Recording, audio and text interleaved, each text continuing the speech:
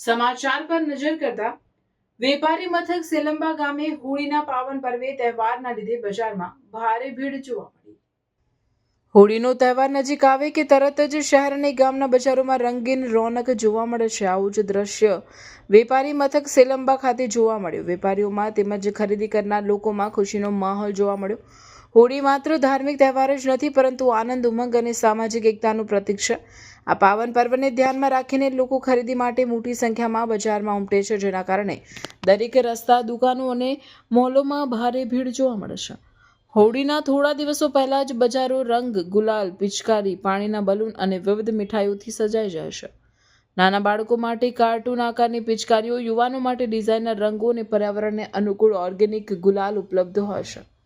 આકર્ષક પેકિંગ અને વિવિધ ઓફરો ગ્રાહકોની ખરીદી કરવા પ્રેરિત કરે છે. ખાસ કરીને મીઠાઈની દુકાનોમાં ખૂબ જ ભીડ રહે છે. લોકો ગુંજિયા, લાડુ, બરફી અને ઠંડાઈ માટે જરૂરી સામાન ખરીદે છે. ઘરમાં મહેમાનો આવવાના હોવાથી લોકો ડ્રાયફ્રૂટ, નાસ્તા અને ઠંડાઈના મસાલા પણ વધુ પ્રમાણમાં લે છે. આ કારણે બજારમાં વેપારીઓ માટે સારો વેપાર થાય છે અને તેમની આવકમાં વધારો થાય છે. હોળીના પ્રસંગે કપડાં અને ગિફ્ટ આઇટમ્સની ખરીદી પણ વધે છે.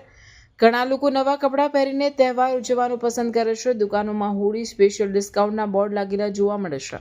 શહેરના મુખ્ય બજારોમાં વાહનોની અવરજવર વધે છે અને પાર્કિંગ માટે જગ્યા મળવી મુશ્કેલ બની જાય છે.